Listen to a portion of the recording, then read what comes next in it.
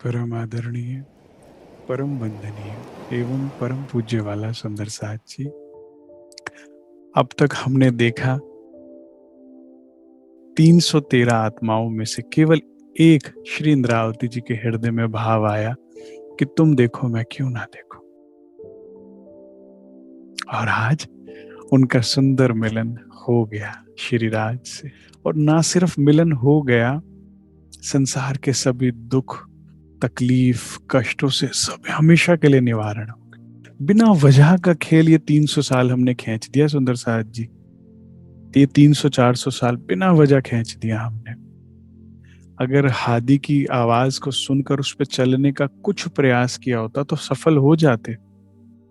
इतनी बड़ी जागनी रास की लीला हुई श्री जी साहिब की, इतनी बड़ी लीला हुई धनी देवचंद्र जी की। और हम अब आगे जाने किस नींद में कि किसकी बातों में लगे रहे और समय खराब कर दिया। अब हमें वाणी में लगना है। हमने देखा कि किस प्रकार से श्री राज को आवाज दी इंद्रावती ने, बिरहा में तड़पी और धनी सन्मुख आकर खड़े हो गए। और फिर श्री इंद्रावती जी के धाम हृदय में युगल स्वरूप विराजमान हो गए। यहाँ पर रास का अवतरण होता है, प्रकाश का अवतरण होता है, खटरूती का अवतरण होता है और कलश की 2 चौपाइयों का अवतरण होता है। जब हम पन्ना जी पहुंच जाएंगे ना, तो मैं आपको 14 किताबों का नाम लिखवा के बता दूंगा कहाँ कहाँ कौन सा ग्रंथ अवतरण हुआ है। ये बहुत इंपॉर्टेंट है सुंदर साथ जी। जब आप बीतक और वाणी को मिलाप करा के चलते हैं ना, तो वास्तविक सुख उपजता है। बीतक जो है कुंजी है वाणी की। जब तक बीतक नहीं समझेंगे ना, वाणी नहीं खुलेगी। अब जब ये वाणी अवतरण हो रहा है, तो दोनों भाई जो हैं, उद्धव ठाकुर और सावलिया ठाकुर, इन्हें श्री युगल स्वरूप के तो दर्शन नहीं हो रहे हैं, ब्रजरास के तो दर्शन नहीं हो रहे, लेकिन प्रकाश है, असीम प्रकाश नजर आ रहा है और वाणी अवतरण होती सुनाई दे रही है। ऐसा मुझे लगता है कि उनको कुछ लीलाओं का आभास हो रहा होगा, बांसुरी की धुन सुनाई दी होगी, जैसा कि और अन्य बीतकों में कुछ कुछ वर्णन आता है कि जो वजीर था, उनकी जो पत्नियां थी, उन्होंने भी इस अलौकिक लीला का दर्शन किया। उन्होंने भी हवसा से निकलते हुए प्रकाश को देखा। और जब वो दौड़ कर आई कि ये क्या चल रहा है, तो उन्होंने भी कुछ इस लीला का दर्शन किया। ब्रजरास की जो बांसुरी की आवाज है, सखियों के आभूषणों की आवाज है, और कुछ उनको ऐसा आभास हुआ कि वे समझ गए कि यह कोई साधारण मनुष्य नहीं है, यह तो कोई अलौकिक पुरुष है। अब यहाँ पर सावलिया ठाकुर और उद्धव ठाकुर के हृदय में भी ईमान आ जाता है। वे जो वाणी अवतरण होती है, पहले दीवालों पर लिखते हैं, फिर बाद में उसे किताबों में कॉपी पर लिख लेते हैं, और बाद में ये ईमान लाके तारतम ले लेते हैं दोनों भाई भी। अब वजीर जब 1 साल के बाद लौटता है, जिस कार्य के लिए सुंदर साहब जी इंद्रावती जी को हफ्सा हुआ, वो कार्य सिद्ध हुआ, तो वजीर भी लौट गया 1 साल के बाद। कारज कारण बना कि जो उनको बात करनी थी राजा से, उसमें साल लगा नहीं, जितना समय उसे लगना चाहिए था उतना ही लगा है। इससे क्या सिखापन मिलता है, इस बात को जरा ध्यान से सुनिएगा। हमारे जीवन में अगर कोई कष्ट आया हुआ है, कोई समस्या आई हुई है, उसका एक समय निर्धारित है, उसकी आयु निर्धारित है, और वो जिस कारण से आया है, अगर वो कार्य उसने कर दिया तो चला जाएगा। हम सबके जीवन में दुख आने का केवल एक ही कारण है। श्री राज कहते हैं, हम आए हैं एते काम, ब्रह्म सृष्टि ले जाने घर धाम। तुम यहां बसना चाहते हो, मैं तुम्हें उजाड़ कर ले जाना चाहता हूं। तुम चाहते हो पक्की नौकरी, पक्के मकान, पक्के परिवार, सब कुछ पक्का। आज दे जयराम भाई कंसारा का प्रसंग आएगा, एक एक शब्द श्री जी के मुख से सुनिएगा। ये कुछ ऐसा है सुंदर साथ जी, जैसे अगर हमारा आपका दिल हो ना कि अगर हम बड़े महाराज जी के कभी चर्चा नहीं सुन पाए, तो उस जमाने में रिकॉर्डिंग थी ही नहीं। तो हम लोग का दुर्भाग्य है कि उस वक्त वो टेक्नोलॉजी नहीं आई कि हम कभी बड़े महाराज श्री की आवाज सुन सकते या उनकी चर्चा सत्संग सुन सकते। लेकिन आप श्री जी साहिब की चर्चा सुन सकते हो इस प्रकरण के माध्यम से। एक रिकॉर्डेड सीडी कैसेट जो है बीतक में छुपा कर रख दी है, आज हम वो चलाएंगे। श्री जी साहब की चर्चा हम सब बैठकर सुनेंगे जयराम भाई के घर में, ठीक है। तो आप उसमें जानिएगा कि हम क्या करने आए हैं। राज जी कहते मैं ले जाने आया हूं, तुम बसना आए हो चाहते हो यहाँ पर। तो फिर क्या है, कॉन्फ्लिक्ट ऑफ इंटरेस्ट है। तो फिर चलेगी तो किसकी, उसी की चलेगी, क्योंकि सही भी वो है, चलनी भी उसकी चाहिए। हमारी चल रही है तो 400 साल से बैठे हैं ना खेल में, अब इस बार उनकी चलने दे तो काम बन जाएगा। अच्छा, इसमें एक और बात भी है। वैसे तो कहा ना कि हम तो हाथ हुक्म के, हक के हाथ है हुक्म, इत हमारा क्या चले, जो जानो तो करो खसम। लेकिन एक चौपाई और है इसमें, साहब बताते थे, अब साथ ना छोड़ू एकला, साथ मुझे छोड़े क्यों। मैं अपने सुंदर साथ को तो एकला नहीं छोड़ने वाला, धनी कहते हैं। तो सुंदर साथ मुझे क्यों छोड़ेगा, जब उसको संबंध की पहचान हो गई, घर की पहचान हो गई, नाते की पहचान हो गई। मेरा कहा साथ ना लोपे, मैं जो वाणी में कह दूंगा वो मर जाएगा लेकिन उस पर कर गुजरेगा। तो साथ कहे मैं करूं त्यों। जैसे जब पति का हर कहा पत्नी मानती है, तो पति भी पत्नी से पूछ कर करते कि ऐसा कर दूं। ऐसा संबंध है हमारा और राज जी का। आप वाणी पर चलना शुरू करें, राज जी आपकी बात मानेंगे। परमहंसों की सुनते हैं ना, अभी क्यों नहीं सुन रहे। जैसे एक आयु निर्धारित होती है ना, ड्राइविंग इससे इस आयु से पहले नहीं करने दी जाती। अगर आपकी गाड़ी है, सब कुछ है, ड्राइविंग की एज भी है, लेकिन अगर आपने शराब पी हुई है तो आपको कानून ड्राइव नहीं करने देता गाड़ी। क्यों? क्योंकि उसमें आप अपना या औरों का नुकसान कर सकते हैं। इसीलिए नहीं सुन रहे आपकी, क्योंकि आप अपना नुकसान कर लेंगे। जागरूक हो जाए, राज्य के रास्ते पर चलिए, फिर आपकी सुनेंगे ना हर बात। आपको फिर बहुत मेहनत नहीं करनी पड़ेगी। चाहे अपने लिए तो छोड़ ही दीजिए, जिस किसी और के लिए भी आपने हृदय में केवल एक मंगल कामना करी और उसका भी कार्य सिद्ध हो जाएगा। जो राज्य से सच्चा प्रेम करते हैं परमहंस, उनको बोलना भी नहीं पड़ता राज्य को कि राज्य ऐसा कर दो। हृदय में चाहत लेते हैं, राज्य कहते हैं योर विश माय कमांड।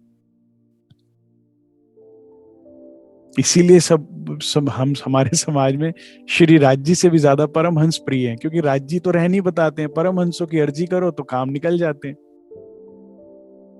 राज्य के पास जाओ तो वाणी से रहनी बताते हैं कि रहनी में आओ, ठीक है। लेकिन हम सब ब्रह्म आत्माओं को परमहंस कहा है। बीतक में अभी चौपाई आएगी आगे चल के, नदी किलकिला तीर पर उतर आए परमहंस। सब ब्रह्म आत्माओं को परमहंस कहा। या में सिरदार श्री अक्षरातीत, और श्री जी को अक्षरातीत कह दिया। तो सुंदर सा जी धनी, अगर जैसे इंद्रावती जी पर तब तक ये हवसा है जब तक आत्म जागृत नहीं हुई, कार्य सिद्ध होता है, जेल के दरवाजे खुल गए। ऐसे ही जीवन में सारे दरवाजे खुल जाएंगे। महामती कहती है मुझे एकला करके सुख दिया राज जी ने। आप समझ जाइए क्यों हो रहा है आपके साथ जो हो रहा है। वो आपको एकला कर रहा है, वो आपके हृदय को क्यों तोड़ रहा है, ताकि आप और राज जी मिल जाए। हम पता है कितने भाग्यशाली हैं सुंदर साथ जी, क्योंकि हम राज्य के पीछे नहीं पड़े हुए, वो हमारे पीछे पड़े हुए। पर्वतों में बैठकर संत महात्मा ऋषि मुनि सब तपस्या कर रहे हैं, वो अक्षरातीत को ढूंढ रहे हैं। भगवान शिव समाधि लेते हैं, भगवान विष्णु समाधि लेते हैं, लक्ष्मी जी ने समाधि ली, उमा जी ने इच्छा करी, वो उनको ढूंढ रहे हैं और वे हमें ढूंढ रहे हैं। हम कितने लकी हैं। इसे मैं एक प्रसंग से सुना समझाता हूं आपको। एक गांव में एक बहुत ही परमात्मा के भक्त थे। पूरा गांव जानता था, दूर दूर तक ये बात ख्याति थी कि ये परमात्मा के बड़े सच्चे भक्त हैं। एक दिन गांव में आवाज आई कि भाई परमात्मा के घर से चिट्ठी आई है, डाकघर में। और उसमें एक लिस्ट आई है कि कौन लोग परमात्मा को कितना प्यार करते हैं, उसके क्रम अनुसार जो जितना ज्यादा करते हैं वो नंबर 2, नंबर 3, इस तरह से सब लोग दौड़ दौड़ के गए, ये संत भी गए। देखा, पहले में नहीं नाम, चलो हो सकता है मुझसे ज्यादा ये परमात्मा से प्रेम करता हो।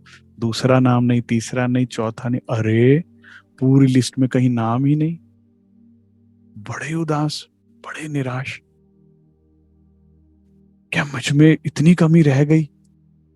जरूर रही होगी, तभी तो मेरा नाम ही नहीं लिस्ट में। 2-3 दिन बड़े उदास मन से बैठे रहे। 3 दिन बाद फिर से शोर मचा कि परमात्मा के घर से दोबारा चिट्ठी आई है। भाग कर जाते हैं, देखते हैं सबसे ऊपर नाम होता है उनका। कर देखा, अब वो लिस्ट करेक्ट हो गई ना, ये इसमें देखो मेरा नाम है। पहली वाली लिस्ट गलत थी। कहते नहीं, ये लिस्ट ही अलग है। कहते फिर ये कौन सी लिस्ट है? कहते ये उन लोगों के नाम है जिन्हें परमात्मा सबसे ज्यादा प्रेम करते हैं। आप समझे, हम उन लिस्ट में से हैं। वो हमें ढूंढ रहा है।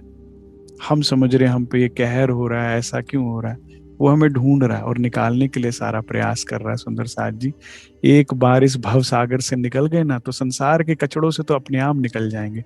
ये छुटमुट दुख तकलीफ ना देखिए, ये छुटमुट समस्याओं को ना देखिए, वो सारी समस्याओं से उभारने आया है हमें, और वो निकाल के रहेगा। ये उनकी मेहर हम पर बनी रहे, और हमें ऐसे ही हम पर वो प्रयास करते रहे, ऐसी ही मनोकामना करनी चाहिए। ठीक है। तो यहां पर जब वजीर लौटता है, तो उनकी पत्नियां कहती हैं कि आपसे एक अक्षम्य पाप हो गया है, अपराध हो गया है। कि ऐसे हमने सारे अकाउंट्स चेक करवा लिए, श्री महाराज ने कोई भी गबन नहीं किया, बल्कि उनकी तो अभी तनख्वाह बकाया है। आप फौरन इस त्रुटि को सुधारिए, नहीं तो सारा वंश खत्म हो जाएगा। हमने जो देखा है हमारी नजरों ने, हम बता भी नहीं सकते। जो अलौकिक लीला हमारे हवसा के अंदर हुई है, उस प्रकाश से सिपाहियों की आंखें चौंधी आ गई। वजीर के पांव तले जमीन निकल जाती है। कहता है, दौड़ कर जाता है हवसा में, कारागार खुलवाता है और चरणों में प्रणाम करके माफी मांगता है कि मुझसे बहुत बड़ी भूल हो गई। रानियां कहती हैं ऐसे काम नहीं बनेगा, सारे नगर में ढिंढोरी पिटवाइए, सारे नगर के बीच में क्षमा मांगिए, और इनको सिरोपाए दीजिए, और इनको कंपनसेट कीजिए, कंपनसेशन भी दीजिए जो आपसे इतनी बड़ी त्रुटि हुई है। कहता जैसा आप कहो। तो सारे नगर में ढिंढोरी पीटी गई। सारे नगर के बीच में श्री जी साहिब ने, वजीर ने माफी मांगी श्री जी साहिब से कि इन्होंने कोई भी गबन नहीं किया था, इनका दामन दूध की तरह साफ है, हम ही से त्रुटि हुई थी, और इसी के लिए हम सिरों पांव देते हैं इनको। जैसे पुराने समय में ना सम्मान देने का एक वो हुआ करता था, सर से लेके पगड़ी से लेके जूती तक के जो है 5 वस्तुएं दे के पूरा भेष दिया जाता था।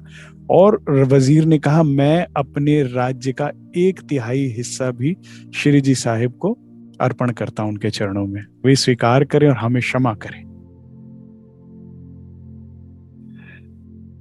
सत्य जो है ना सुंदर साथ जी, कभी छुपता नहीं है। धैर्य रखना चाहिए। उसकी लाठी में आवाज नहीं होती, लेकिन लाठी में असर पूरा होता है। अगर आप सही है ना, आपको कोई की चिंता करने की कोई जरूरत नहीं है। विश्वास रखें। अब श्री जी साहिब ये तीनों जो किताबें अवतरित हुई हैं यहाँ पे हवसा में, वे लेके बिहारी जी के पास जाते हैं, चरणों में प्रणाम करते हैं और बीतक अपनी वर्णन करते हैं। अंदर साक्षात राज जी विराजमान है। अब उन्हें सब ज्ञात है, उनके मन का भी ज्ञात है, बिहारी जी के भी, कि इन्होंने ही किया था, लेकिन फिर भी निर्मल से उनको प्रेम से प्रणाम कर रहे हैं। अब बिहारी जी जब चुपई आती है, इत बिहारी जी चमके सुन खटरूती के सुकन। जब उन्होंने वाणी पढ़ी सुनी, तो हमेशा जो एक भय उनके जीवन में सताता रहा, वही सब भय फिर आ गया कि ये तो मेरी गद्दी लेगा। इतनी, क्योंकि अलौकिक वाणी है। हाँ, हम और आप भी, अगर हमें राज्य की पहचान भी नहीं होती, तो भी जब हम वाणी पढ़ते हैं ना, तो कुछ होता है। शबद है जागृत जगावतत खिन। तो बिहारी जी ने कहा, "ये अब मैं महराज से लड़ूं कि किस किस से लड़ूं? अब ये अलौकिक वाणी उतर गई इनको।" कहीं ना कहीं सुंदर साज जी, हम ही बिहारी जी हैं। जैसे वो उस गद्दी को पकड़ कर रखने की कोशिश कर रहे हैं और उसी भय में दुखी हो रहे हैं कि गद्दी गई जो कभी उनकी थी ही नहीं। समझिए इस बात को, विडंबना को समझिए उनकी, कि वे उस गद्दी को पकड़कर बैठे रहे, उसको खोने के डर से बैठे दुखी रहे जीवन भर, जो उनकी कभी थी ही नहीं।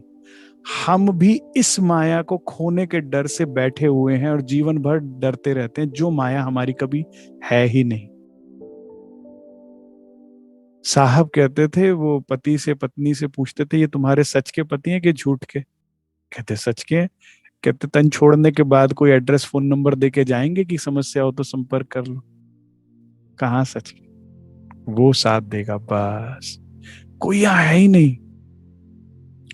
कोई नहीं यहाँ पर अपना, झूठा है माया का सपना। हम भी बिहारी जी की तरह पकड़ के बैठे हुए हैं अपनी अपनी गद्दियां, जो हमारी ये माया है ही नहीं हमारी। छोड़ दीजिए, रिलैक्स हो जाएंगे। बस तुम आओ, इंद्रावती जी की तरह, तुम आए सब आइए, तुम चाहिए धनी, बाकी सब ले लो, बस तुम मिल जाओ। अगर आप इस बात पर आ गए जो मैं रिपीटेटिवली बोल रहा हूं, तो परमहंस अवस्था दूर नहीं है सुंदर साथ जी।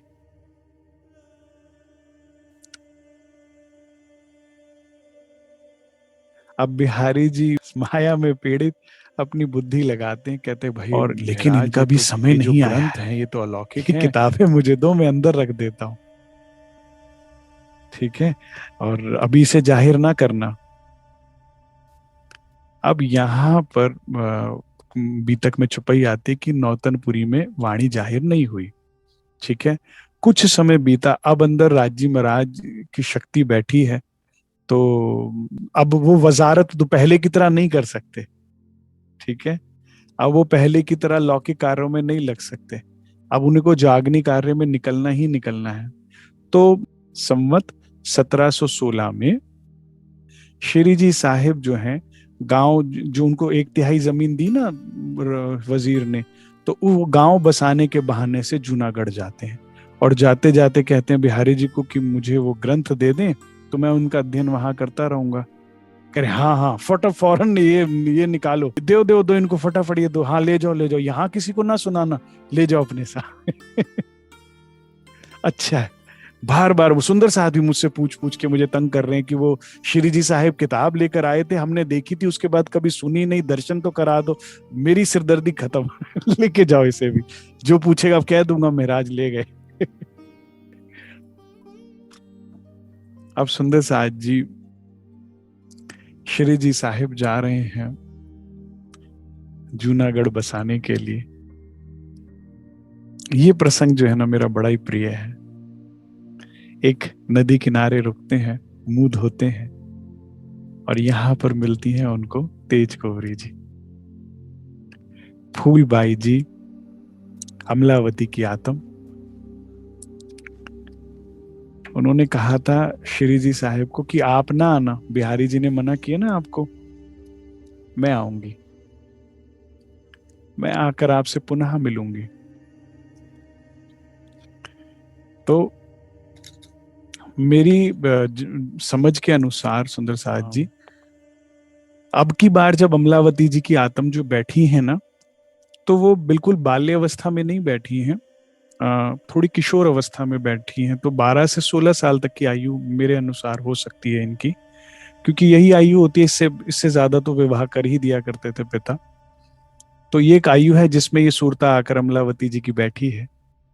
वे मुंह धोते हैं, श्री जी साहिब जैसे उनका मुख देखती हैं, वो घूंघट कर लेती हैं। पिता बड़े हैरान होते हैं। सुंदर साहब जी, अमलावती जी की आत्म, ऐसा अन्य बीतकों में वर्णन आता है कि अमलावती ना रामत या खेल में चुस्त दुरुस्त नहीं है, लेकिन उन्हें पता इंद्रावती जी कभी नहीं हारती। तो एक बार हुआ यूं था कि परम धाम में भुलवनी के मंदिरों की रामत चल रही थी। और रामत क्या थी कि राज्य में राज मध्य के चबूतरे में जो भुलवनी के मंदिर आए ना, उसके मध्य के चबूतरे में जाकर बैठ गए, और जो पहले पकड़ेगा वो मनोरथ पाएगा। तो उन्हें पता था इंद्रावती जी सबसे पहले पकड़ेंगी, तो मैं क्या करती हूँ, इनका दामन पकड़ लेती हूँ। और वही हुआ। इंद्रावती जी सारी गलियां जानती हैं, सबसे पहले जाके राज्य को पकड़ा और दूसरा अमलावती ने पकड़ लिया। तो यहीं से उनको ये आशीर्वाद मिल गया कि हम इंद्रावती का पाल दामन जो है वो नहीं छोड़ेगी।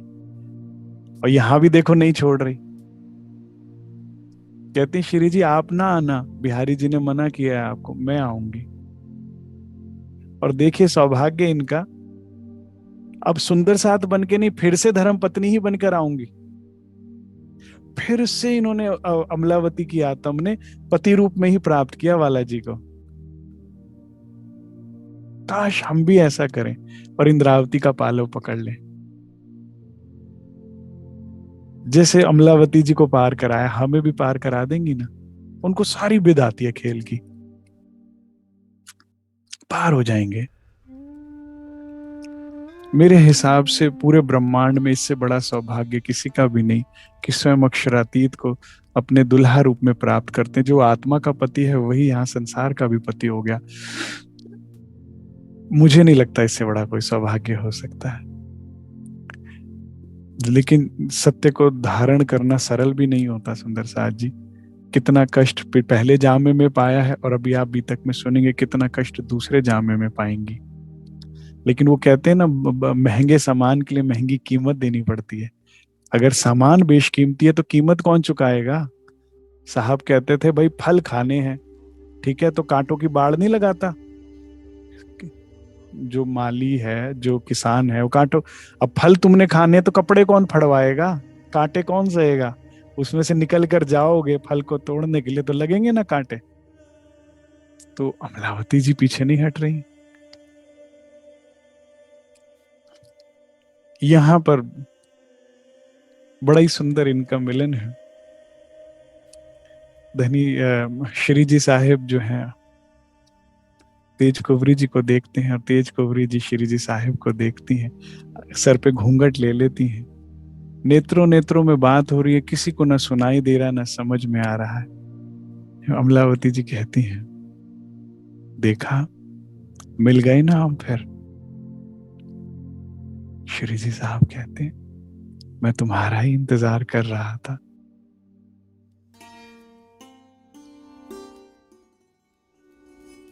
एक सुंदर संवाद है इन दोनों के बीच में। मैंने कहा था आपको एक पल के लिए भी ना छोड़ूंगी, देखो मैं आ गई आपकी सेवा में फिर से। मुझे ऐसा लगता है एक क्षण के लिए सारा संसार रुक गया होगा, सारे ग्रह नक्षत्र रुक गए होंगे, पृथ्वी अपनी धुरी पर घूमना भूल गई होगी, सूर्य चंद्रमा अपना तेज भूल गए होंगे, नदी तालाब सारे रुक गए होंगे। उस समय में बस एक रूह और राज्य का मिलन हो रहा है। इनका प्रेम अलौकिक है। और मुझे ना इनका ये एज डिफरेंस भी बड़ा अच्छा लगता है, क्योंकि श्री जी साहेब इस समय 40 के हो गए हैं, और जैसा कि मैंने बताया तेज कुंवरी जी जो हैं 12 से 16 साल की आयु की हैं, ठीक है, तो लगभग आधी उम्र की हैं। तो कहती अब और किशोर तन लेकर आई, और बढ़िया से सेवा करूंगी आपकी, सारी गठरी उठाऊंगी, सारा सामान ले लूंगी आपसे, कुछ नहीं करने दूंगी आपको, पन्ना दरबार तक। पन्ना जी में जो आपते हैं ना कोठा मंदिर, पता है आप लोगों को, कमानी दरवाजे के साथ में ही है ना। यहाँ से भोजन तैयार करके बाईजुराज बड़े ही प्रेम से लेके आया करती थी, 56 भोग। काश हमारा भी ऐसा सौभाग्य होता, धाम दुल्हा जो है यहाँ पर भी हमें दुल्हा रूप में मिले होते, हमें भी ऐसा सेवा का मौका मिलता, उनके लिए 2 कटोरियां हम भी सजाते कि दुल्हा के लिए थाली जा रही है खाने के लिए। लेकिन हमें वो कुर्बानी की भाव ही नहीं, हमारे को माया चिपटी पड़ी थी, हमें माया चाहिए थी। हम दुख नहीं उठाना चाहते, और उसके चक्कर में ज्यादा दुख उठा लेंगे, क्योंकि बुद्धि जो है माया ने मलिन कर रखी है। फूलबाई जी, तेज कुंवरी जी दुख उठाने को पीछे नहीं हट रही, लेकिन धनी का सुख चाहिए। महामती कहती मैं इन दुख सुख से ना डरूं, मुझे धनी चाहिए सन्मुख। दुख कितना मर्जी दे दो लेकिन चाहिए राजी मुझे। ऐसा जिसका प्रेम हो उसको कहाँ दुख छू के जाता है।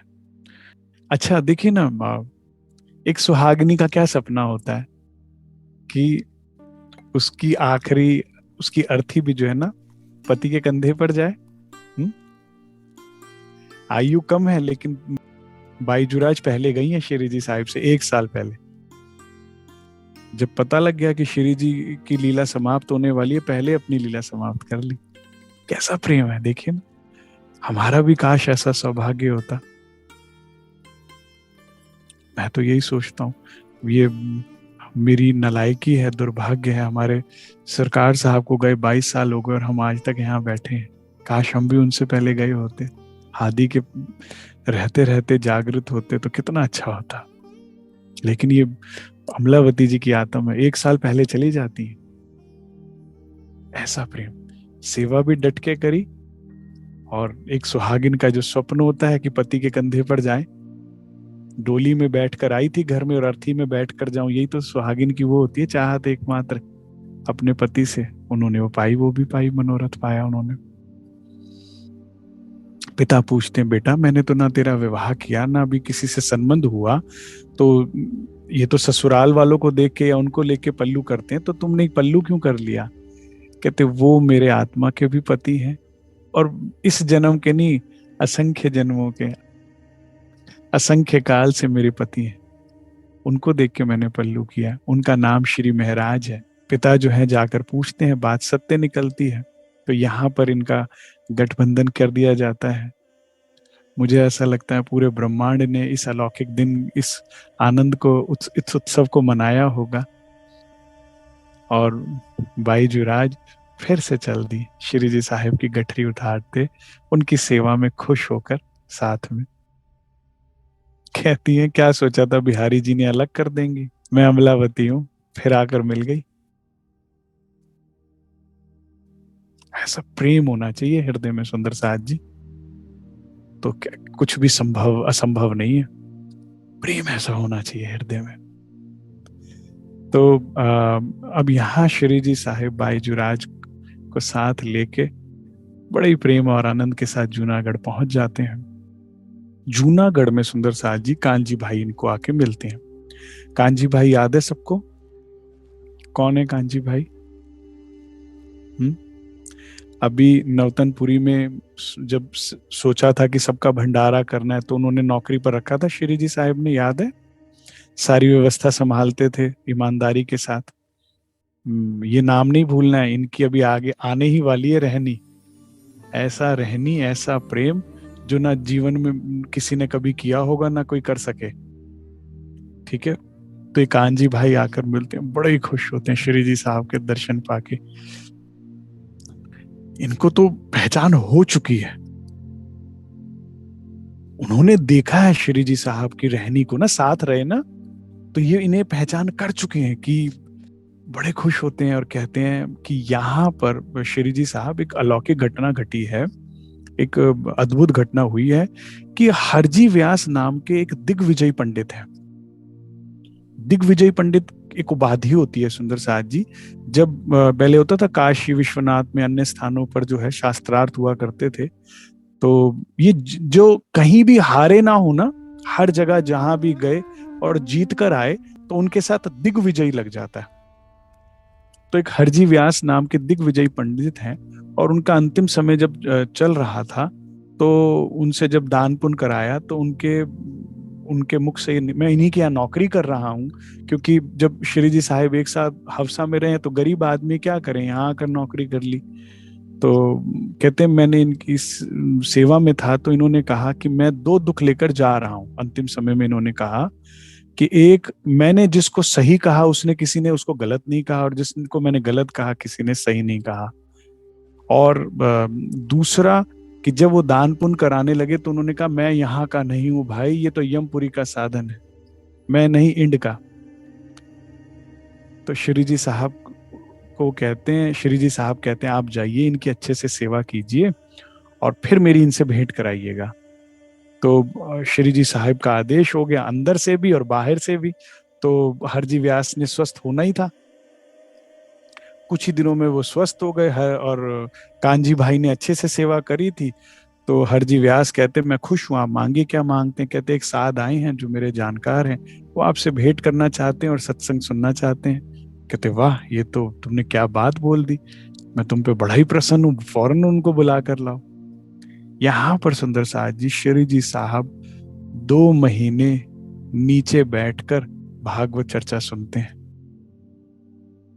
ये तरीका होता है देने का। दिल अपना दे उनका लीजिए।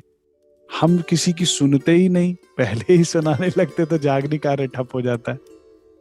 पेशेंस होती है, पेशेंस होनी चाहिए। देखिए, जहां सारी शक्तियां बैठी है वो दो, और अभी नीचे आएंगे हरजी व्यास, चिंता ना कीजिए, लेकिन अभी सिंहासन पर बैठे हुए और श्री जी साहब को सुना रहे हैं। पता ही नहीं कि सामने कौन बैठा है, ठीक है, और वे सुन रहे हैं, इंतजार करते हैं। अब उस भागवत चर्चा में एक दिन प्रसंग आता है जिसमें हरजी व्यास जो है कहते हैं कि भाई 84 योजन का एक हीरे का मंदिर का वर्णन आया है भागवत में। यह जो मंदिर है, ये जो है आदि नारायण का है, स्थान है। अब यहां पर वे फंस गए, क्योंकि जो कुल शर ब्रह्मांड बताया उसमें 84 लाख योजन आ ही नहीं सकता, समा ही नहीं सकता।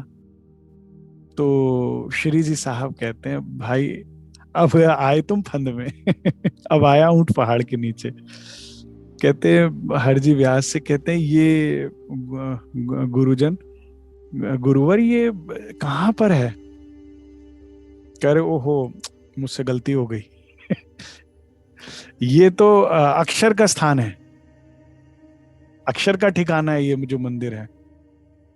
कहते आप मुझसे जरा भी पर्दा ना रखें, उनके चरण पकड़ लेते हैं श्री जी साहब। आप ये बताइए मुझे, ये है कहाँ पर? अब 14 लोगों से ऊपर का ज्ञान हो तो बतावे। यही हुआ था कांजी भट्ट के साथ।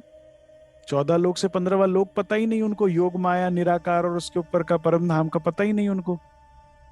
अब ये कहाँ बैठा है 84 लाख? ये धरती शर ब्रह्मांड छोटा पड़ता है उसमें। कह रहे ओहो, नहीं नहीं, ये शर का ही, ये आदि नारायण का ही है ये अपना क्षीर सागर में है। कह रहे क्षीर सागर तो इसमें तो समाएगा ही नहीं, ये तो 84 लाख योजन। आप जरूर मुझसे कुछ त्रुटि हुई है, कोई गलती हुई है, इसीलिए आप मुझसे छुपा रहे हैं, ऐसा ना करिए, मैं आपकी शरण में आया हूं।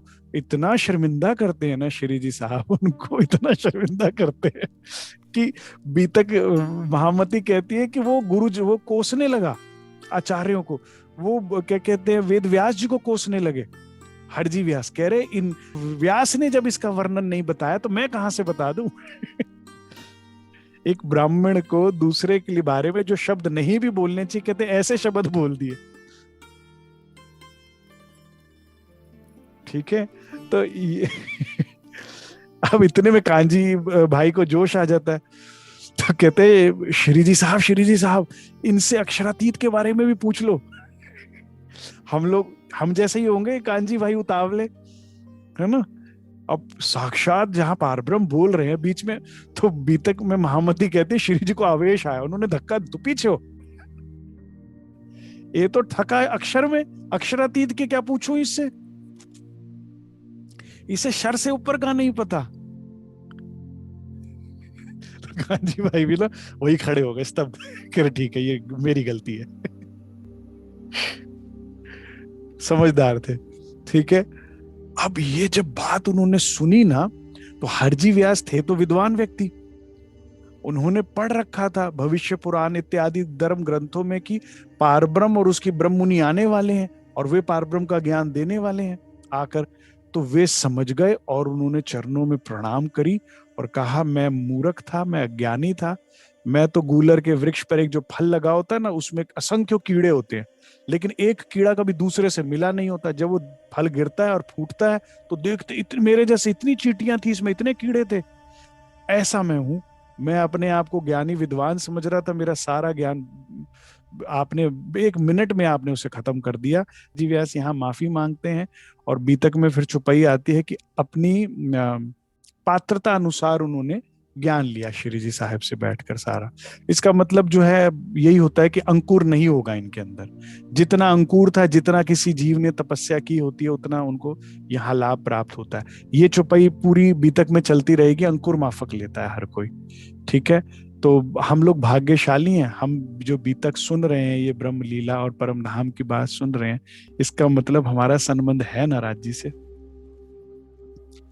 हम नहीं सुन रहे, ये वो हमें सुना रहे हैं, वो हमें पकड़ कर बैठा रहे हैं। हमें तो जाने इस वक्त 100 काम होते माया के, लेकिन धनी की मेहर है, संबंध है, इस कारण हमें ये सब कुछ मिल रहा है। तो यहाँ पर ये सुंदर प्रसंग घटता है सुंदर साथ जी। अब विक्रमी संवत 1719, इस समय श्री जी साहेब को ज्ञात होता है कि नवतनपुरी पर कष्ट आने वाला है। कष्ट क्या आने वाला था कि नवतनपुरी का जो वजीर था वो कर वसूलने में सक्षम नहीं रहा। जाने सूखा पड़ा या जाने क्या, पहले समय में तो ना वो पानी को स्टोरेज करने का कोई होता था, ना कुछ डैम्स होते थे। फसल खराब, बारिश नहीं हुई तो सब खराब, खत्म। तो जो भी कारज कारण बना, तो इस वजह से जो है उस पर जो है वो हमला होने वाला था। अब जब राजा हमला करेगा वजीर पर, तो सुंदर साहब पर कसाला होगा ना। और श्री जी साहब को ज्ञात हो गया, तो कहते साथ का बीतक में चुपाई आती कि कष्ट अपने ऊपर ले लिया। हा, हादी का, धनी का तो यही काम होता है ना सुंदर साथ जी। साथ पर आया कष्ट अपने ऊपर ले लिया। तो श्री जी साहब 1719 में तुरंत जो है जूनागढ़ से नौतनपुरी आते हैं, बिहारी जी से भेंट करते हैं। इस तरह से बात होने वाली है। वजीर पर जाते हैं और दोबारा से दीवानगी का पद जो है संभाल लेते हैं। और अब वहां पर वजीर के साथ जाते हैं, राजा के साथ भेंट करते हैं और कहते हैं आप मुझे समय दीजिए और मैं ये कर जो है इकट्ठा कर कर आपको जमा करा दूंगा, चुस्ती दुरुस्ती के साथ काम करके। राजा कहता है अगर तुम ये कर ना वसूल कर पाए तो सेना तो तैयार खड़ी है हमले के लिए। कहते तो बस आपकी तलवार और मेरा सर, इससे बड़ी बात और क्या बोली जाए। आप इसकी सजा मैं भुगतूंगा, फिर आप सीधा फांसी दीजिएगा। वरना ये कोई फांसी की बात थी नहीं, लेकिन उन्होंने बोल दिया। तो इस वजह से क्या कारण, इस वजह से क्या हुआ, 1 साल का समय मिल गया। श्री जी साहब ने बहुत प्रयास किया, ठीक है, लेकिन वो हो नहीं पाया कर, क्योंकि देश की जनता जो थी वाकई गरीब थी, बहुत समस्या से गुजर रही थी। तो यहाँ पर कर ना इकट्ठा करने के कारण से श्री जी साहब जो है फंद में आ जाते हैं। ये गुजरात में जो अहमदाबाद है, वहां पर उनको नजरबंद कर दिया जाता है और जो तिथि है वो नियुक्त कर दी जाती है फांसी की। सुंदर साहब जी, ये हमारे हादी की रहनी है। हम तो सुंदर साहब की सेवा के लिए छोटे छोटे कष्ट भी नहीं उठाना चाहते होते। हम लोग ने तो कभी ऐसा भी देखते हैं तो दुख लगता है कि मंदिर से सुंदर साहब ने जाना है और गाड़ी में जगह है, तो सुंदर साहब के भाई इससे ज्यादा ना बिठाइएगा, हमें अनकंफर्टेबल होता है। 5 जनों की जगह है तो छठा ना भेजिएगा हमारे साथ, हमें डिस्टर्ब, हमारे परिवार को बच्चे हैं ये डिस्टर्ब होएगा। कितना दुख लगता है। श्री जी साहब ऐसी सेवा कर रहे हैं कि आई और सुंदर साहब पे आया कष्ट, कहते मेरे को फांसी लगाओ, और उसमें हमारी रहनी। सुंदर साहब जी, बिना सेवा कोई गति नहीं, बिना कष्ट उठाए कुछ प्राप्त नहीं होता। हमारे हादी ने कितना कष्ट उठाया, तब जाके कुछ प्राप्त होता है। ये सौदे सस्ते नहीं है। कुछ पहचान कीजिए, कुछ सेवा का महत्व समझिए। बिना सेवा कुछ भी प्राप्त नहीं होगा। आप बीतक में नाम देखते जाइए और कोई एक सुंदर साथ का नाम मुझे पॉइंट आउट कीजिएगा जिन्होंने सेवा में योगदान नहीं दिया और उनका नाम आया हो। जिसको जो भी कुछ प्राप्त हो रहा है, धनी देवचंद्र जी से लालदास महाराज जी, छत्रसाल, जो भी है, सब सेवा में, सेवा के बल पे प्राप्त हो रहा है। हम सेवा का महत्व ही नहीं समझे। हमसे ज्यादा तो सिख पंथ के लोग सेवा का महत्व समझे। आप जाइए कभी भी किसी भी गुरुद्वारे में, बड़े बड़े सेठ साहूकार लोग जूता घर में जाके जूते पॉलिश कर रहे होंगे। हमारे दिल्ली कभी आइएगा, मैं आपको शीशगंज गुरुद्वारा लेकर जाऊंगा। रात को पूरी पूरी गाड़ियां भर भर के आते हैं, नौजवान बच्चे, और सेवा कर रहे होते हैं पूरी पूरी रात। अपनी हॉलीडेज को, संडेज को वो लोग ऐसे यूटिलाइज करते हैं। हम लोगों को सूझता है पार्टियां, पिकनिक, रिश्तेदारों के यहाँ चलते हैं, बड़े दिन हो गए, चाची जी के नहीं गए, यहाँ नहीं गए, वहां नहीं गए। उन लोगों को सेवा सूझती है, वो वहां जाते हैं। और क्या सेवा! एक बार हमें अवसर मिला, कोई सुंदर साथ एडमिट था कनॉट प्लेस में हॉस्पिटल में, तो हम वहां गुरुद्वारे होकर आए। गाड़ियां आ रही हैं, रात के 10 बज गए, 11 बज गए, 12 बज गए, 1 बज गए, गाड़ियां आती जा रही हैं, सेवादार उतरते जा रहे हैं। नौजवान बच्चे क्या लगातार दगादग सेवा कर रहे हैं। पूरा इतना बड़ा उनका प्रांगण है, धो के चमका दिया उन लोगों ने, हमें पता ही नहीं महत्व। तो क्या प्राप्त होगा? कुछ भी नहीं होगा। बड़े महाराज जी कहा करते थे, आश्रम आओ ना तो एक जोड़ा पहन के लाओ सादा, और एक साथ में लेकर आओ, और सुहाग की निशानी एक मंगलसूत्र, बस। इतने साजो श्रृंगार के साथ आते हो, फिर कहाँ सेवा होती है? जब इतने महंगे महंगे कपड़े पहनते तो फिर झुकने का भी दिल नहीं करता, कपड़े खराब हो जाएंगे। साहब कहते थे, घर में ये समझ है रात हो गई है तो नाइट सूट निकाल दो। यहाँ नहीं पता कौन सा सूट पहन के आना चाहिए, कुर्ता पजामा पहन कर आओ कि सेवा, टाइट पैंट पहन कर बैठे हो, झुका नहीं जाता सेवा के लिए बोलो तो। ऐसा सरकार साहब, सुंदर साहब हमें प्रबोध करते हैं। तो बहुत महत्व है, इसके बिना कुछ भी नहीं है सुंदर साहब जी।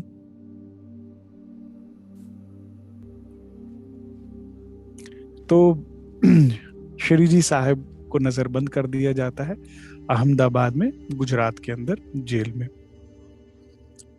यहां पर मेरे प्रिय कांजी भाई का प्रसंग आ गया सुंदर साहब जी। सेवा, आपने अभी हादी की देखी ना सेवा, आप जरा वो तो फिर अगर अनटचेबल है तो जरा देखिए कांजी भाई की सेवा।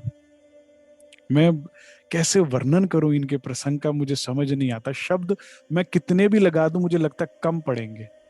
कांजी भाई को जैसे ये बात पता लगती है, भागते हुए जाते हैं तेज कुंवरी जी के पास, वहां से उनकी पोशाक लेते हैं और जाते हैं यहाँ पर अहमदाबाद जेल में, और कहते हैं कि मैं जो है श्री महाराज की धर्म पत्नी हूं और मुझे उनसे मिलने की अनुमति दी जाए।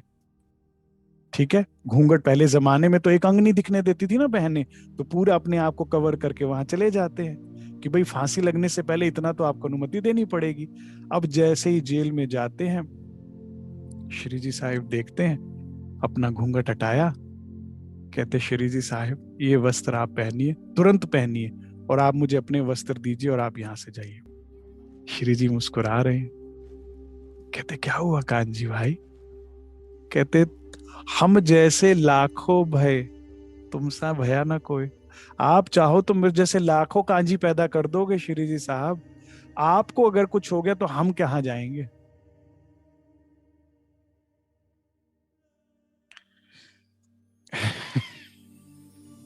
ऐसा प्रेम, ऐसा प्रेम भी कोई कर सकता है? ऐसी सेवा भी कोई कर सकता है? सूफी कलाम में कहते हैं ना, इश्क करूं मैं तुझको इतना कि तेरी आई ते मैं मर जावा।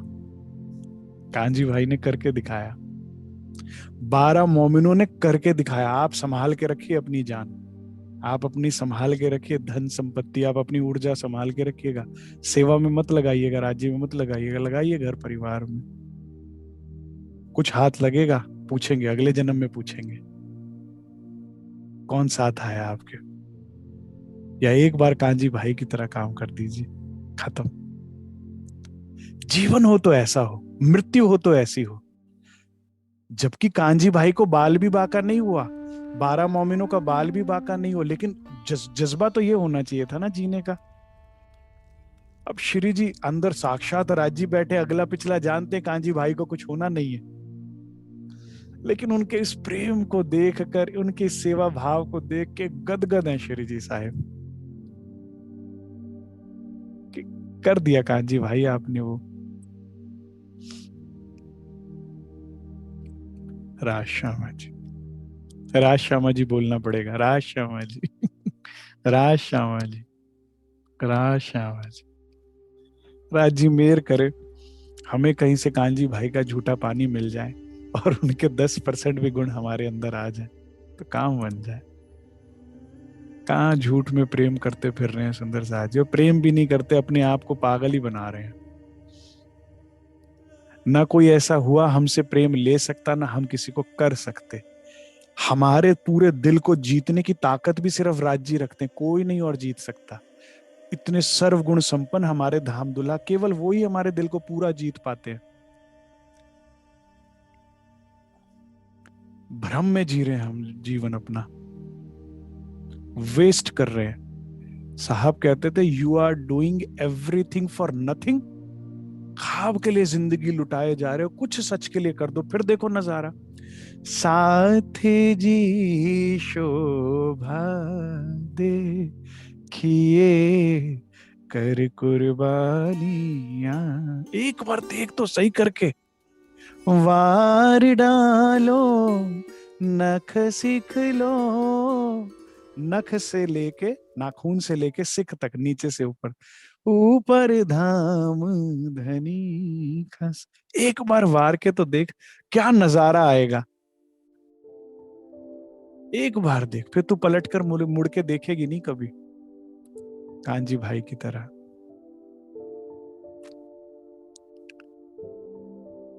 काश हमारे दिल में भी वो जज्बा आए कि धनी कहे कि तलवार तो आपकी जगह मैं सर रखूंगी धनी, फांसी का फंदा आपकी जगह मैं गले में डालूंगी धनी।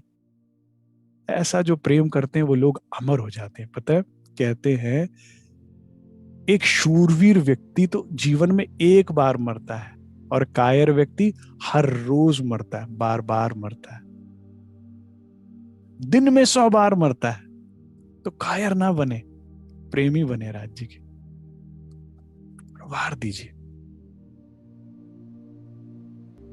ये वजूद आपका, ये हृदय आपका, तन मन धन सब आप पे नुछाव आपका, जैसे चाहो जो जानो तो करो।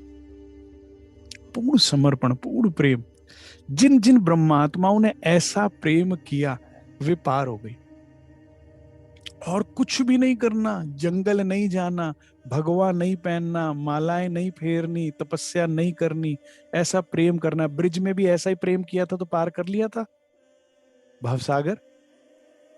गाय के बछड़े के पांव समान ऐसा प्रेम कर लीजिए और पार कर लीजिए कांजी भाई जैसा प्रेम। नहीं तो बैठे हैं, 400 साल से बैठे हैं, 400 साल और बैठे रह जाएंगे। लिखा है वाणी में कि कुछ आंख मिचोलतियां उठेंगी, खेल के अंत तक दुख पाएंगी इस खेल को स्वप्न को सच मानकर। और जैसे बच्चा रोता हुआ उठता है ना, बिल्कुल डरे हुए ख्वाब के साथ, ऐसे मूल मिलावे में उठेंगे। राज्य मेहर करे, हम जितने सुंदर साथ बैठे इस बीतक को सुन रहे हैं, हमारे साथ ऐसा ना हो, ऐसा मेरा प्रयास है। और राज्य के चरणों में ऐसी विनती है, हम कांजी भाई की तरह कुछ जीवन में हम राज्य के प्रति प्रेम लाएं, विश्वास लाएं, और कुछ कर दिखाने की भावना हृदय में हो। और ऐसे जो अवसर होते हैं ढूंढने नहीं निकलने पड़ते, ये अपने आप आते हैं जीवन में। जैसे मैं फॉर एग्जाम्पल आपको बताता हूँ, जीवन में कोई बहुत बड़ा आपके कष्ट आ गया, कोई बहुत बड़ा आपको भय चिंता सता रही है, ध्यान से सुनिए इस बात को। आपका काम क्या है? आपका काम है वाणी पे विश्वास रखना कि ये स्वप्न है, पहली बात। दूसरा, राज्य के हुक्म से कुछ होगा जो होगा, और वो सब सही ही होगा, मुझे मंजूर है। इतना तो कर सकते हैं। आपको पता लग रहा है कि बहुत बड़ी समस्या हो सकती है, बहुत बड़ा हो सकता है, लेकिन आपका ईमान कि जो होगा मेरे राज्य की मर्जी से होगा और वो मुझे मंजूर है, इतना भी आशिकी कर जाएंगे तो पार हो जाएगा खेल। आपको खेल उसके बाद तंग नहीं करेगा, कि जो आपको मंजूर है वो मुझे मंजूर है, राजी तेरी रजा में रहना। इतना कर सकते हैं, इतना कर लेंगे तो भी आशिकी बहुत है। कि एक आपने स्वप्न कहा है, मैं विश्वास करती हूँ, एक आपने कहा आपकी मर्जी से होता है, तो जो आपको मंजूर है मुझे जीवन में मंजूर है। इतनी आशिकी करिए, आप देखेंगे उछलते कूदते खेलते हंसते पार कर देंगे इस खेल को।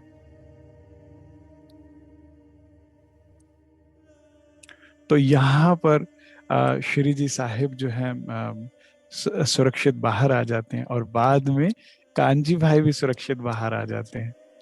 होता यूं है कि जिस तिथि को निर्धारित था श्री महराज को फांसी की उस दिन जब उनको कांजी भाई को लेके आया जाता है तो उनकी दाढ़ी बढ़ जाती है, उनके अंदर कोई दिव्य प्रकाश आ जाता है। राजा वजीर सब देख के हैरान रह जाते हैं कि महराज कहाँ गए, ये व्यक्ति कौन है। और वो जो है उनके मुख से जो है ना वो आयतें उतरने लगती है, ला इलाहा इल्लल्लाह मोहम्मद रसूल अल्लाह। तो वो कहते हैं ये तो कोई सूफी फकीर है, किसको पकड़ लाए तो, और इसकी जगह महराज कहाँ गए। घबरा जाते हैं वो, और उनको माफी मांगकर कांजी भाई को भी छोड़ देते हैं। अब सुंदर साथ जी, इस घटना का भी बिन कारण कारज न हो वही, ठीक है। यहां से वास्तविकता में जागनी लीला प्रारंभ हो रही है। अभी तक तो क्या था, नौतनपुरी और उसके नियर बाय में सेफ जोन में चल रहा था। अब यहां से मैं आपको चौपाइयों से समझाऊंगा सारी बात, ठीक है, कि किस तरह से श्री जी साहब निकले हैं। यहाँ से गुजरात अहमदाबाद से आएंगे दीप बंदर। अगर आप भारत के नक्शे में देखेंगे ना, बिल्कुल कोस्टल एरिया, बिल्कुल किनारे का है। बंदर का अर्थ क्या होता है सुंदर साथ जी, ये शॉर्ट फॉर्म है बंदरगाह की, ठीक है। बंदरगाह क्या होता है, समंदर का वो किनारा जहां बड़े बड़े जहाज आके रुकते हैं, ठीक है ना। तो ये बंदरगाह है, और ये आपको भारत के बिल्कुल छोर पर मिल जाएगा। आप ये आज भी अगर आप गूगल मैप्स खोलेंगे तो यहाँ पर श्री जी साहिब आते हैं। कहाँ, किनके घर आते हैं, जयराम भाई कंसारा के आते हैं। दीप बंदर कब आए हैं श्री जी साहिब, 1722 में। सुबह सुबह का समय है, सौभाग्य जो है वो दरवाजा खटखटा रहा है जयराम भाई कंसारा के का। 3:30-4 बजे का अर्ली मॉर्निंग का टाइम है। जयराम भाई दरवाजा खोलते हैं तो सामने श्री जी साहिब खड़े हैं, अलौकिक आभा, दिव्य आभा लिए हुए। लेकिन अभी जयराम भाई जो है इनको पहचान नहीं रहे, ठीक है, क्योंकि पहचान शब्दों से होती है ना। हम भी जब बोलते हैं तो पता लगता है ना हम कहाँ से बोल रहे हैं।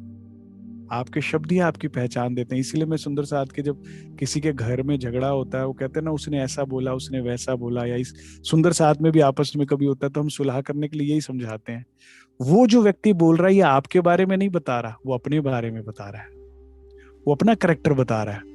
आप जो मुख से निकालेंगे वो आपका करेक्टर है, तो उस बात का बुरा ना मनाइए।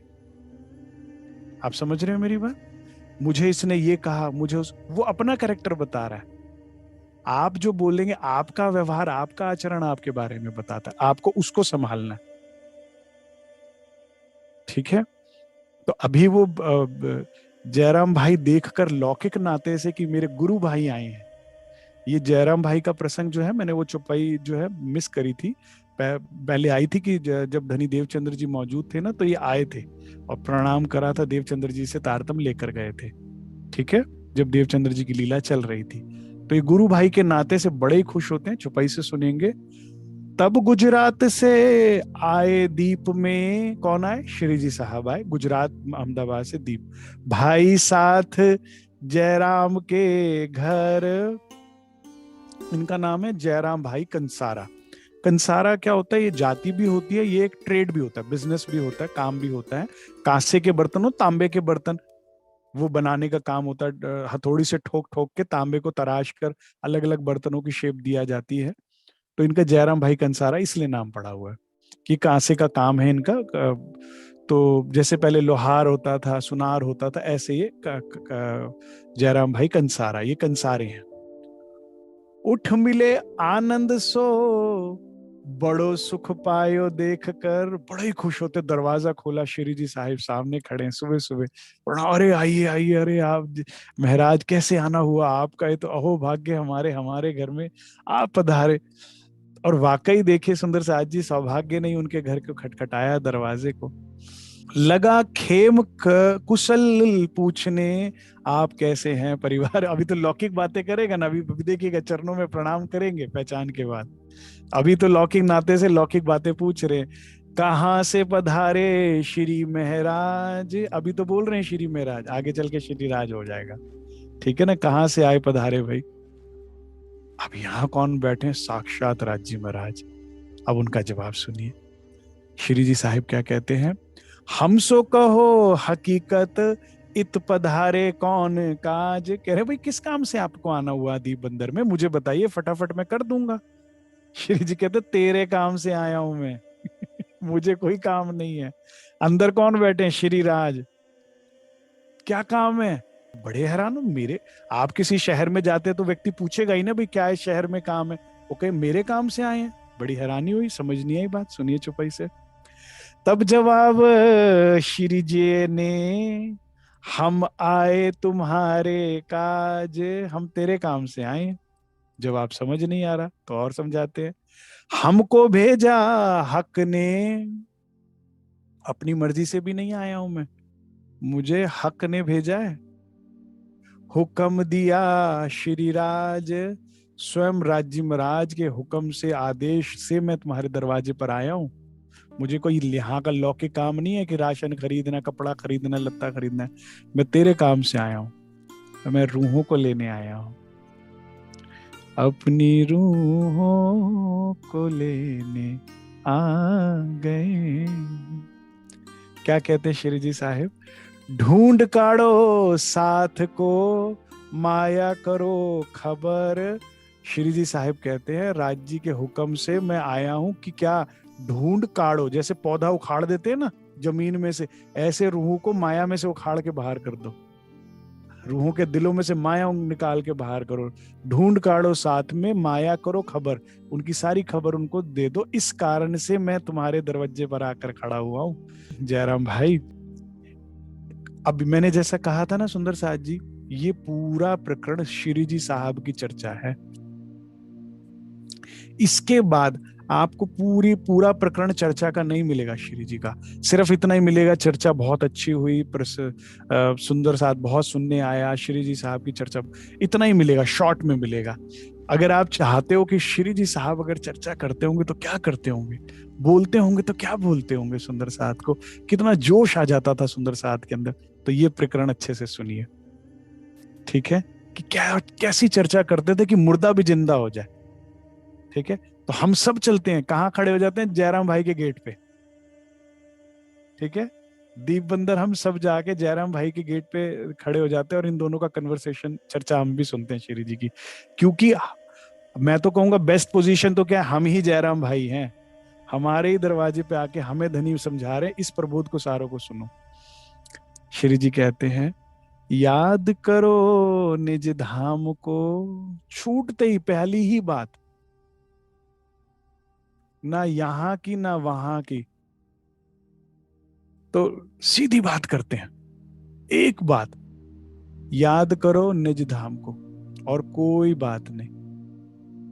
जयराम भाई, याद कर अपने घर को, चलो राह इस्लाम पर। क्या हो गया तुझे?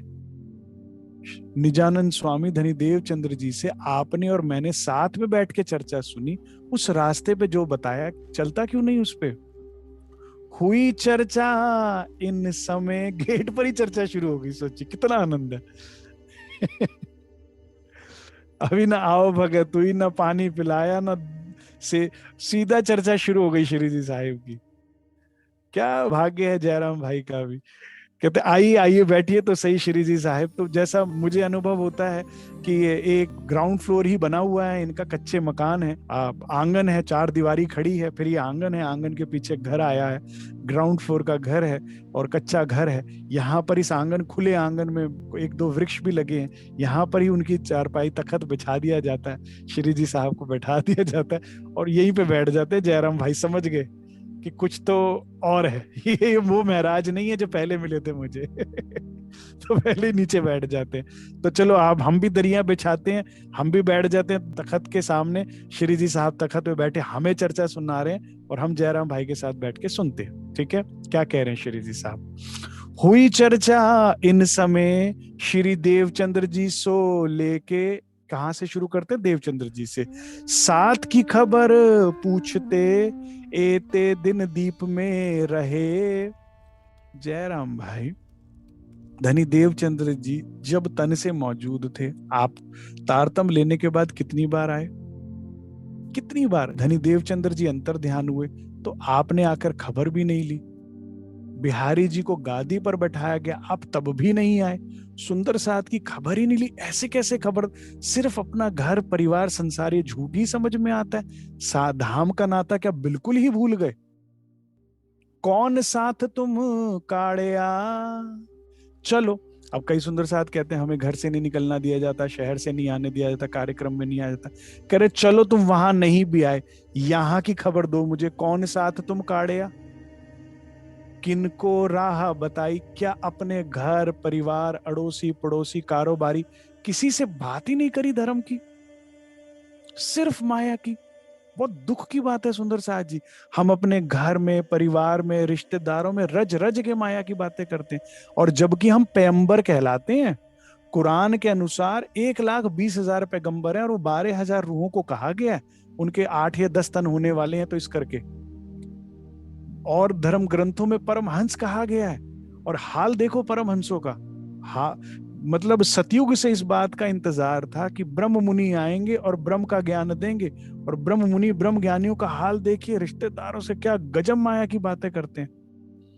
अपने व्यापारी कारोबारियों में जाएंगे तो क्या गजब माया की बातें करते हैं। जयराम भाई को श्री जी कह रहे हैं और हमें भी कह रहे हैं, क्या शर्म नहीं आई? सिर्फ माया की बात। कौन साथ तुम काड़िया। घर में तो करते ना बात। और उस सुंदर साथ जी, हमारे से राज्य झलकने चाहिए, फूटने चाहिए बाहर। हमें अगर देखिए, मैंने आपको बताया था ना कि देवी देवता सब हमें पहचानते हैं, हम खुद को नहीं पहचान रहे। और इसी तरह से हमने वो भी प्रसंग सुना कि जब बाल मुकुंद जी आते कहते तुम्हें इनकी पहचान नहीं है, ये हमको वो तो पहचान रहे हैं हम कितनी बड़ी चीज है, और हम कर क्या रहे हैं। कुछ शर्म नहीं आनी चाहिए हमें, खुद को लगना चाहिए ना इस बात का। मुझे ऐसा लगता है हम सेल्फ अपॉइंट करें अपने आप को कि हम कौन है, इमाम मेहंदी के आदमी, जैसे 12 मोमिन गए, जिस तरह से उनको श्री जी ने आदेश दिया कि कैसा रहना उठना बैठना चाहिए, हमको कुछ तो ऐसा होना चाहिए ना। ये थोड़ी माया में गए तो माया से भी बेहतर माया की बातें करना, सारे संसार की बातें करना, क्यों? कुछ लौकिक फायदे के लिए, और कई बार तो फायदे भी नहीं होते। घर रिश्तेदारों को रिझाने के लिए, दोस्तों यारों को रिझाने के लिए, कुछ कारोबार के फायदे के लिए। अरे उस लाख करोड़ का क्या करोगे जो धनी छुड़वा देंगे? कोई पत्नी देखी है जो अपने पति को छोड़ देती हो माया के लिए? हम छोड़ देते हैं। जब संसार में जाते हैं पति भूल जाते हैं। पति, पता है कि इस कृत्य से इस कर्म से पति छूट जाएगा, फिर हिम्मत भी कैसे हुई? एक तो धाम में हमसे गलती हुई, जब राज जी ने कहा कि तुम मुझे भूल जाओगी, तभी हमें बात खत्म कर देनी चाहिए थी खेल की, कि हमने नहीं जाना उस खेल में जहां अगर 1% भी इस साथ की वो। अब यहां आकर तो कम से कम कुछ होश करें। हमारे हादी क्या करते हैं, दोस्त को देख के रास्ता बदल देते हैं, और सरकार कहते तुम क्या करते हो, दोस्त को जाता देख के, अरे भाई क्या बात है बिना देखे जाते हो। मिल भी नहीं रहे। आ बैल मुझे मार। हम उसको जाते हुए को भी मोड़ देंगे अपनी तरफ। खुद रिश्तेदारों को फोन करे, भाई क्या बात है फोन ही नहीं आया इतने दिन से, बताइए आप, आ मेरा समय खराब कर। श्री जी साहब, हमें बहुत कुछ हमें शर्म आनी चाहिए। कौन साथ तुम काड़िया। हम ऐसे होने चाहिए जैसे फूल होता है ना, खुशबू छोड़ता है, मसल भी देते हो ना तो भी खुशबू छोड़ता है। हम राज्य महाराज की अंगना है, ब्रह्म मुनि ब्रह्म समान होने चाहिए। हमारी बात में राज्य झलकने चाहिए, हमारे व्यवहार में राज्य की बात होनी चाहिए। हमेशा ये बोध हमें होना चाहिए कि हम मिसेस अक्षरातीत हैं, और उस तरह से हमें आचरण व्यवहार करना चाहिए। जरूरी नहीं है सबसे लंबी लंबी बातें करिए, टू द पॉइंट बात करिए, खत्म कीजिए। जो नाराज होता है वो नाराज हो जाए, कोई बात नहीं, एक राज्य तो नाराज नहीं होंगे ना। हम सबकी परवाह करते हैं, उनकी नहीं कर रहे। बड़ा दुख लगता है मुझे कई बार सुंदर साथ के व्यवहार को देख के, बहुत दुख लगता है। कुछ हम सिमटे, हमने अभी तक कई बार सुन ली, इस साल अच्छे से सुनिए और अपने जीवन में उतारिए। कौन साथ तुम काड़िया, किनको राह बताई। हाँ बताई ना, हमने बताया वो मॉल में अच्छी शॉपिंग होती है, जाओ कराओ। हमने बताया ना ये धारावाहिक बहुत अच्छा चल रहा है, ये तुम भी देख लो। हमने संसार की बातें बहुत बताई, राज्य की बात नहीं। उसमें ना हमें शर्म आती है। तुम साथी श्री देवचंद्र जी को, क्या मतलब? देवचंद्र जी कौन है? श्यामा जी अवतार। सुंदर बाई ने अंग हो सुंदर साथ, तो ऐसा आचरण होना चाहिए था ना। आनंद अंग होके क्या कर रहे हैं राजी, ऐसा हमसे पूछ रहे हैं। नूर रोशनी ना दिल में ल्याई। मैं कभी बहुत परेशान होता था ना अपने जीवन में पहले, तो मेरी अंतस्करण से कह दो, राज्य की आवाज कह लो, वाणी कह लो, एक मेरी आत्मा की आवाज, एक ही कहते थे कि आनंद अंग तो आनंद में रहता है, तो तू क्यों दुखी है? अरे हाँ, मैं तो आनंद अंग हूँ। कहते फिर आनंद अंग तो आनंद में रहता है। तो मैं कहता, तुम समस्या जाए भाड़ में, मेरे को आनंद में रहना है। मैं आनंद हूँ राज्य का। ठीक है, अपनी पहचान को पकड़ के रखे। जैसे बचपन में कहते ना, अरे तुम लड़के हो, तुम्हें रोना नहीं चाहिए, लड़के रोते हैं, तो हम रोना चुप हो जाते थे। हैं? ऐसे ही बोलो, हम आनंद में, हम आनंद में रहेंगे। ठीक है, राज्य में रहेंगे, राज्य की बात करेंगे। क्यों बात करनी है हमने फालतू किसी से भी? माया हमें ठगने आई है, देखिए। माया हमारा पागल बना रही है, और हमें लग रहा है हम माया को पागल बना रहे हैं, बातें बना बना के। जीत उसी की है, हमारी हार ही है। हम इस माया के नचाए नाच रहे हैं, तो आप उसे नहीं रिझा रहे, वो आपको ठग कर ले जा रही है। जैसे क्रूअल एक्शन है ये, कि वो कांटा लेता है और कांटे में ना आटा लगा देता है और उसे पानी में छोड़ देता है। और बेचारी मछली कहती आटा, भूख लग रही होती है तो वैसे तो नीचे रहा करती है, आटा देख के ऊपर आती है और मुंह में डालती है उस आटे को। तो वो जो हुक होता है ना, उसके हलक में फंस जाता है, उसे खींच लेता है। वो हलक में फंसा, निकल भी नहीं सकती बेचारी, बाहर आती है, तड़पती है, मर जाती है। ये माया हमारे साथ करती है। उद्देश्य उसका आटा खिलाने का नहीं था, आपका प्राण लेने, उसने हुक पे फंसाना था। माया ये करने आती है, कुछ समझदार बनिए। इस आटे के चक्कर में फंस जाएंगे और क्या होगा? प्राण देना मतलब क्या? जन्म गवा देंगे आप। ना ये इस बात में। माया की पहचान कीजिए, हादी की पहचान कीजिए, और समझ जाइए आपका भला कौन चाहता है, और फिर उस तरफ बढ़िए। तुमको ऐसा ना, देखिए मैं नहीं कह रहा, वाणी कह रही, तुम्हें ऐसा नहीं करना चाहिए। कर बैठो एती अंधेर, तुमने इतना अंधेरा कर दिया। जैसे घर में हम कहते हैं, भाई इतने अंधेरे में क्यों बैठे हो? राजी भी कह रहे हैं इतना अंधेरा मतलब क्या है? अंधेरे में क्या लगता है? भय लगता है, नहीं लगता? अंधेरे में चिंताएं सताती है। तुमने इतना अंधेरा कर दिया, हर वस्तु से डर रहे हो, हर आती हवा तुम्हें डरा रही है, थर थर पत्ते की तरह कांप, तो इतना चिंता परेशानी, क्यों इतना अंधेरा कर दिया? जो तुमने वाणी का प्रकाश किया होता, बीतक का प्रकाश किया होता, परमहंसों की जीवनी का प्रकाश जीवन में किया होता, अगर कुछ चाल चली होती, कुछ राज्य की बात की होती, तो कैसे अंधेरा होता? आप करके देखो, सुबह से लेके राज्य की रात तक बात करो, जीवन में दुख तकलीफ भय किसे कहते हैं पता ही नहीं लगेगा। कभी कुछ अनचाहा घट भी जाए, पहले भी आपको बताया, मैं तो खुद यही करता हूँ। कुछ बड़ी से बड़ी समस्या आ जाए, एक बात, श्री राज श्री ठकुरानी जी प्रथम भूमि में विराजमान भय, तहा कंचन रंग को सिंहासन, तिनके 6 पाए 6 ढाल, पूरा वो बोलना शुरू कर दीजिए। वहां देखिएगा एकदम मन शांत हो जाता है, एकदम जो मन है वो निर्भय हो जाता है। ये, और अब सोचिए अगर यही सत्य आप चारों तरफ घुमाएं, यही बात दें, यही लौट कर आया आपके पास, तो फिर कहाँ अंधेरा रहेगा? फिर कहाँ भय सताएगा? फिर कहाँ नींद तंग करेगी? फिर आने वाले 10 साल, आने वाले 10 दिन क्यों तंग करेंगे, जो हमें आज डरा रहे हैं? कितनी चिंता करता है सुंदर साहब। श्री धाम धनी को देख के तुमको शर्म ना आई। कितने हादी गुजर गए, कितने सदगुरु आए, हमें शर्म ही नहीं आई। राज्य कहते ऐसा शब्द बोलना नहीं चाहिए था, लेकिन हमारी रहनी की वजह से हमें ऐसा राज्य को बोलना पड़ा ना, हमें शर्म ही नहीं आई। अब कर ले, अब कर ले कि नहीं हमारी गलती है, हम इसे सुधारेंगे। सुंदर साथ जी, हम नींद में हैं तो गलती करना हमारा अधिकार है, लेकिन प्रयास करना हमारा कर्तव्य है। अधिकार समझते हो तो कर्तव्य भी समझो। फिर प्रयास करना, फिर राज्य से मांगो, फिर आगे बढ़ो, कोशिश करो। अब इस बैठक के बाद मैं सब सुंदर साथ से यह आग्रह करूंगा, हमें माया की बातें कम से कम करनी है। जो व्यक्ति हमें माया की तरफ लेके जाता, भूखे मर जाओ ऐसा व्यापार हमें नहीं करना।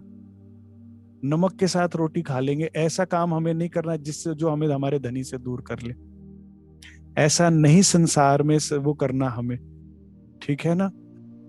मैं ये समझ नहीं पाता, हमारा रंग पक्का है, रिश्तेदार आके हम पर रंग कैसे चढ़ा देते हैं। अपने राज्य की इतनी बात करो ना कि संसार भाग जाए, या तो भाग जाए या बैठ के अपना कुछ भला कर ले। नहीं ऐसा कर सकते। कई बार सुंदर साथ भी ऐसा मिलता है जो माया की बात करने में बड़ा रुचि रखता होता है, तो मैं उनसे भी ऐसे ही करता हूँ कि वो माया की बात करे उससे पहले मैं पूछने लग जाता हूँ, वाणी पढ़ी, क्या पढ़ा, क्यों नहीं पढ़ा, सेवा पूजा करते हो? हाँ हम सेवा पूजा करते हैं। उसका अर्थ पता है, चलो अर्थ डिस्कस करते हैं। अब जिसकी रुचि माया में होती है घुमा फिरा के फिर माया की, मैं फिर उसको काट के वापस राज्य की बात पे लाता हूँ। अपना घर अपना खुद ही सुरक्षित करना पड़ेगा, कोई और आके नहीं करेगा। ठीक है ना?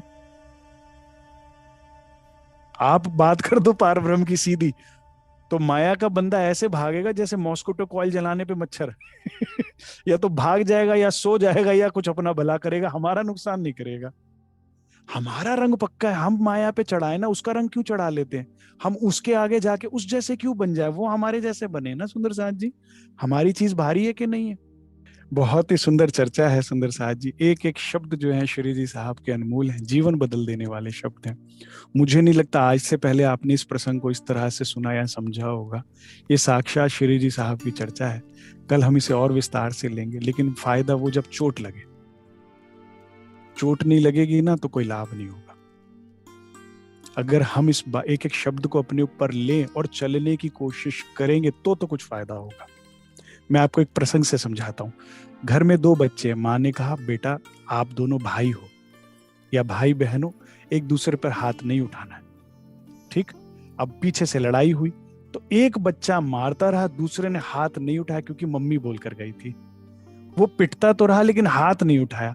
अब माँ आके उसे कितना गले लगाएगी, कितना चूमेगी कि तूने एक बार भी कुछ नहीं कहा। कहता, मम्मा आप बोलकर गए थे ना। अगर हम राज्य की बात पर चलेंगे तो कितना प्यार मिलेगा सुंदर साथ जी। माया थोड़ा बहुत मार मार भी लेगी तो क्या हो गया, उसका प्रेम तो मिलेगा। कोशिश तो करे, देखिए ना वो जो गिफ्ट्स उसके बाद मिलेंगे ना, वो अनबिलीवेबल होंगे। और मैंने तो अपने अनुभव से देखा है जीवन में, आप नहीं बोलेंगे ना तो आपके हिस्से का राज्य बोलते हैं। आप पर कोई जुल्म कर रहा है, गलत कर रहा है, आप ना बोलिए, फिर देखिए वो बोलता है और वो गजब बोलता है। होता ही होता है, न्याय होता ही होता है। और मैं तो डंडे खाकर समझाऊं कि न्याय होता है। किसी के साथ गलत किया, डंडे खाए, इतने खाए हैं हमने डंडे, उसी से जानते कि न्याय होता है और इसलिए गलत करने से डरते हैं। तो इतनी प्रार्थना है आपसे, कुछ कोशिश करें हम जो श्री जी साहब हमें समझा रहे हैं उस पर चलने की। हम माया के रंग में ना रंगे, कुछ हम अपने जीवन में बदलाव लाएं। हम सब जो हैं राज्य के, अगर हमें पैगंबर कहा है, हम उनके रिप्रेजेंटेटिव्स हैं, तो हमारे उसमें ऐसी चीजें होनी चाहिए एक्शंस में। बोलो श्री प्राणनाथ प्यारे की जय।